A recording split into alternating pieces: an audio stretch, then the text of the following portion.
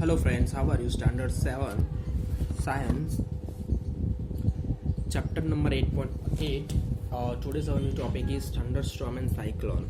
Okay, તો thunderstorm કોને કહેવામાં આવે છે કે જે ગાજવીજ સાથે જે વરસાદ થાય છે ને એને આપણે થંડરસ્ટોર્મ કહીએ છીએ, બરાબર છે. અને સાયક્લોન કોને કહે છે? સાયક્લોન ધેટ મીન્સ કે ચક્રવાત. Okay, thunderstorm develop in a hot, humid, tropical area like India very frequently. Okay, કે ભારત જેવા ગરમ અને ભેજવાળા ઉષ્ણ કટિબંધીય વિસ્તારમાં વારંવાર ગાજવીજ સાથે વરસાદના વાવાઝોડા ઉદ્ભવે છે. The rising temperature produces strong upward rising winds. These winds carry water droplets upwards, where they freeze and fall down again. જમીનના તાપમાનના વધારા સાથે ઉપર જતો પવન અતિ ઝડપી બની જાય છે. હવે તે પોતાની સાથે પાણીના ટીપા ઉપર લઈ જાય છે, જ્યાં તે ઠરી જાય છે અને ફરીથી જમીન પર પડે છે. નીચે પડતા The swift movement of the falling of water droplets along with the rising air create lightning and sound. It is this event that we call a thunderstorm. You will read about the lightning and higher classes. Okay, so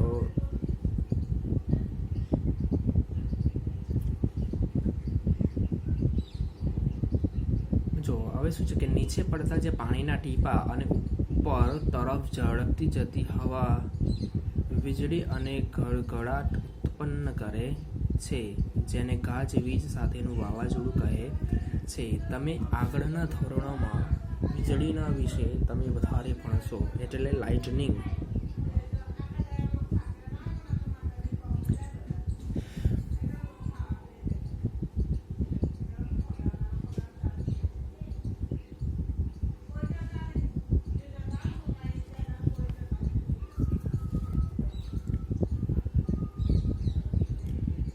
If a storm is accompanied by lightning, we must take the following precautions. Okay, તો જ્યારે વીજળી સાથે તોફાન આવે છે ત્યારે નીચેની સાવચેતી રાખવી આવશ્યક છે. Do not shelter under an isolated tree. If you are in a forest, take a shelter under a small tree. Do not lie on the ground. એકલા અટુલા વૃક્ષની નીચે આશ્રય ન લેવો. તમે જો જંગલમાં હો તો નાના વૃક્ષના નીચે આશ્રય લો, જમીન પર સૂઈ જતા નહીં. Do not take a shelter under umbrella with a metallic end. ધાતુનો હાથો ધરાવતી છત્રીનો ઉપયોગ તમારા રક્ષણ માટે ન કરો. Do not sit near a window, open grasses, storage shed, metal shed are not safe place for the take a shelter. Okay, બહારની છતની જગ્યાએ બેવું નહીં. ખુલ્લા ગેરેજીસ છે, ગોડાઉન છે, ધાતુના છાપરા આશ્રય સ્થાન માટે યોગ્ય નથી. A car or bus is a safe place to take a shelter. Okay, બંધ વાળનાવાળી ગાડી તથા બસ આશ્રય સ્થાન માટે યોગ્ય છે. If you are in a water, get out and go inside the building. જો તમે પાણીમાં હોવ તો બહાર નીકળો અને મકાનમાં જતા રહો. Okay, these are the precautions for the lightning. How thunderstorm become a cyclone. બરાબર છે. તો ગાજવીજ સાથેનું જે વાવાઝોડું છે એ ચક્રવાતમાં કેવી રીતે પરિણમે છે? You know that water requires heat when it changes from the liquid to vapor state. Does the water give a back heat when vapor condenses into the liquid? Can you recall any experience to support this? Okay, તો શું તમે જાણો છો કે પાણીને વરાળ બનવા માટે ઉષ્માની જરૂર પડે છે? જ્યારે વરાળ પાણીમાં રૂપાંતરિત થાય છે ત્યારે એટલે કે પાણીના ટીપાના સ્વરૂપમાં બાજી જાય છે ત્યારે શું તે ઉષ્માના વાતાવરણને પાછી આપે છે? બરાબર છે. આવો તમને કોઈ પ્રયોગ યાદ હોય તો કરવાની છે. બરાબર છે. હવે the structure of a cyclone. The center of the cyclone is a calm area. It is called the eye of a storm. A large cycle is a violently rotating mass of the air in the atmosphere, 10 to 15 kilometer high. The diameter of the eye varies from the 10 to 13 kilometers. It is region free of the cloud and has a light wide around this calm and clear eyes. There is a cloud region of about 15 km in size. These are high-speed wind, 15 to 50 km, thick clouds with heavy rains. Away from this region, the wind speed gradually decreases. The formation of the cyclone is a very complex process. The model shown in the 8.11. Okay, હવે છે કોઈ પણ ચક્રવાત છે. હવે એનું જે કેન્દ્ર હોય છે એ ખૂબ જ શાંત હોય છે. હવે જેને ચક્રવાતની આંખ કહેવામાં આવે છે. હવે જે ખૂબ જ મોટો ચક્રવાત હોય છે વાતાવરણને હવાની ભ્રમણની ગતિ કરાવે છે, જે પૃથ્વીની સપાટીથી 10 થી 15 કિમીની ઊંચાઈએ હોય છે. હવે જે ચક્રવાત હોય છે એ ચક્રવાતની જે આઈસ છે એનો વ્યાસ કેટલો હોય છે? 10 થી 15 કિલોમીટર સુધીનો હોય છે. હવે આ વિસ્તાર જે છે વાદળ રહિત અને તેમાં પવનના ઝડપી હળવી હોય છે. બરાબર છે. શાંત અને સ્પષ્ટ આંખની આસપાસ 150 km સુધીનો વિસ્તાર વાદળોથી ઘેરાયેલો હોય છે. આ વિસ્તાર પવનની ખૂબ જ ઝડપ વધારે આશરે 15 to 250 કિલોમીટર હોય છે અને વરસાદ આપતા ગાઢ વાદળો આવેલા હોય છે. આ વિસ્તારથી દૂર પવનની ઝડપ ક્રમશઃ ઘટતી જાય છે. ચક્રવાતની ઉત્પત્તિ ઘણી જટિલ પ્રક્રિયા છે. એનું જે મોડલ છે 8.11માં આપણે બતાવેલું છે. બરાબર છે. Before the cloud formations and water takes up heat from the atmosphere, the change into vapor. When the vapor changes back to the liquid from the raindrop, this heat is released to the atmosphere. The heat released to the atmosphere warms the air around. The air tends to rise and crosses a drop in a pressure. More air rushes to the center of the storm.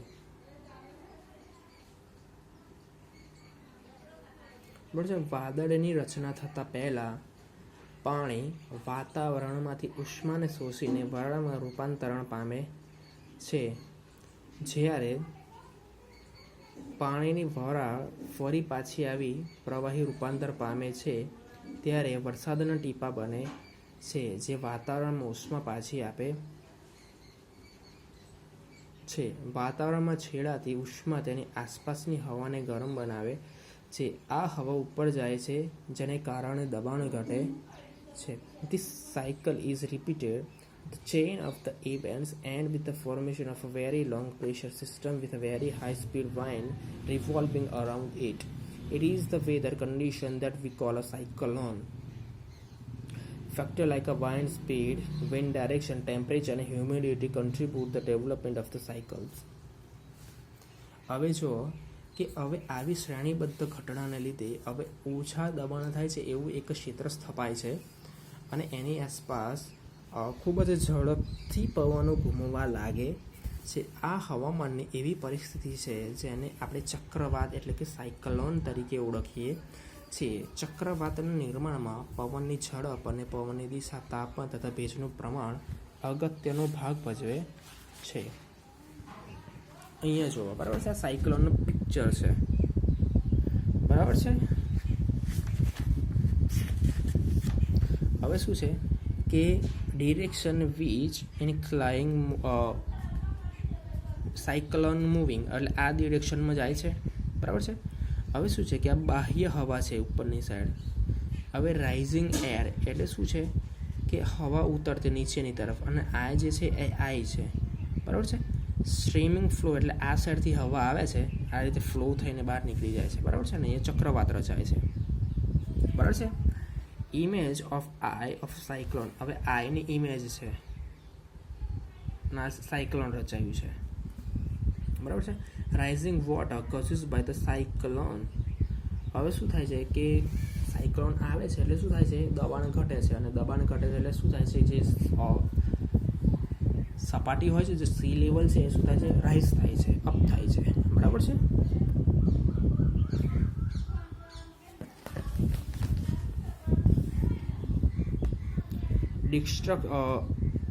destruction causes by a cyclone.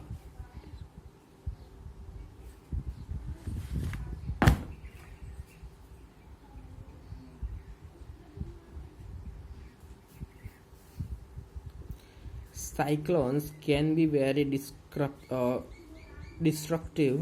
Strong wind push water toward the shore, even if storm is hundreds of kilometers away. These are the first indication of the approaching cyclones. Okay, હવે ચક્રવાત જે છે એ ઘણો જ વિનાશકારી હોય છે, બરાબર છે. ચક્રવાત સમુદ્ર કિનારાથી સેંકડો કિલોમીટર દૂર હોય છે, પણ શક્તિશાળી પવન જે પાણીના સમુદ્રના કાંઠા તરફ ધકેલે છે, જે ચક્રવાતનો આગામી સંકેત છે,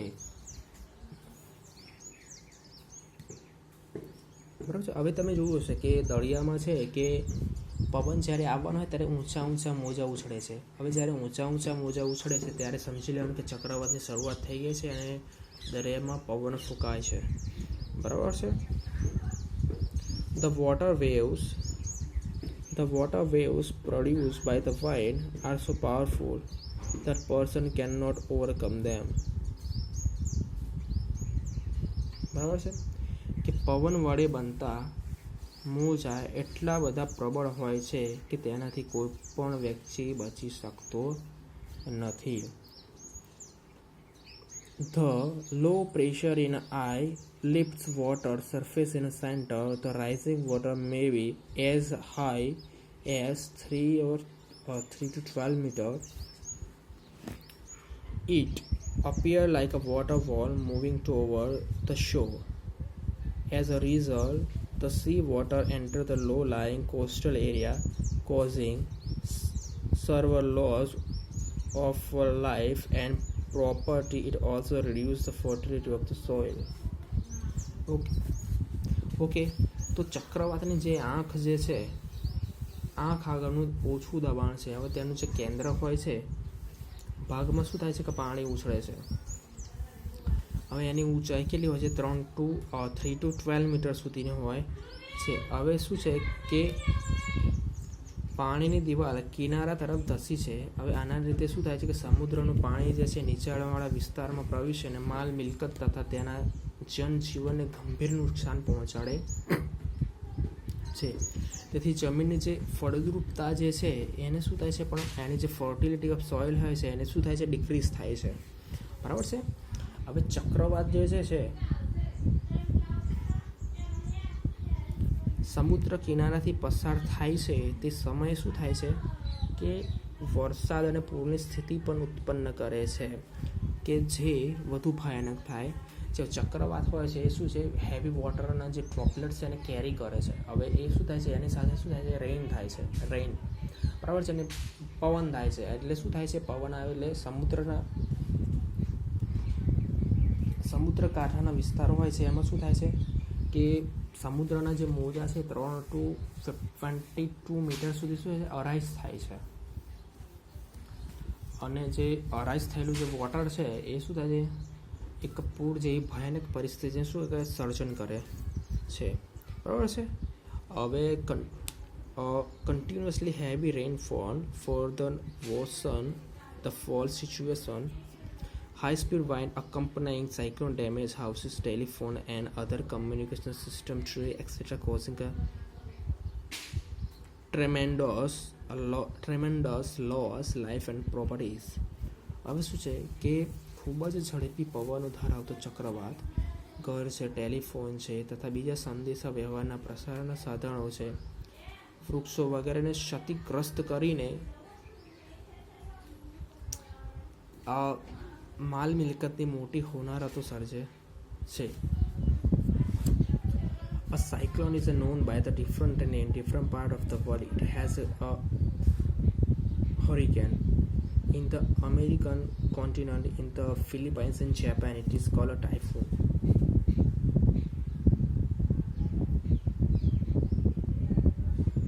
ઓકે, તો દુનિયાના જે જુદા જુદા ભાગો છે ચક્રવાતના જુદા જુદા નામે ઓળખાય છે. અમેરિકા ખંડમાં છે ને અમેરિકામાં એને હરિકેન કહેવામાં આવે છે. જ્યારે જાપાન છે, ફિલિપાઇન છે, એને ટાઇફૂન કહેવામાં આવે છે. બરાબર, સાયક્લોનને જ બરાબર છે. સાયક્લોન આપણે અહીંયા સાયક્લોન કહીએ છીએ. અમેરિકા ખંડમાં એને હરિકેન કહેવામાં આવે છે. પછી જે ટાઇફૂન એટલે જાપાન અને ફિલિપાઇન્સ એને ટાઇફૂન કહેવામાં આવે છે. બરાબર છે. આ ફિગર જે છે બરાબર છે, આ ફિગર આપેલી છે બરાબર છે. Rising near the aquatic where the cyclone from the worldwide phenomena. બરાબર છે. હવે વિષુવવૃત્તીય એવા પ્રદેશ કે જે ચક્રવાત રચાય છે. ચક્રવાત એ દુનિયાના સર્વત્ર જોવા મળતી ઘટના છે. હવે જુઓ અહીં છે ડિફરન્ટ કન્ટ્રી છે. નોર્થ એટલાન્ટિક ઓશન છે, અહીંથી હરિકેન થાય છે અને નોર્થ એટલાન્ટિક ઓશનમાં જાય છે. હવે અહીંયા સાયક્લોન ઇન્ડિયન ઓશનમાં શું થાય છે? સાયક્લોન. નોર્થ એટલાન્ટિક છે, સાઉથ પેસિફિક છે.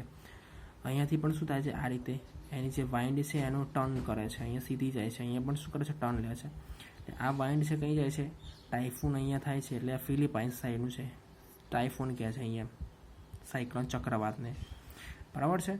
અહીંયા છે અમેરિકા ખંડ છે, એટલે એને હરિકેન કહેવામાં આવે છે. અહીંયા શું કહેવામાં આવે છે? સાયક્લોન, કારણ કે આપણો એશિયા ખંડ છે. બરાબર છે.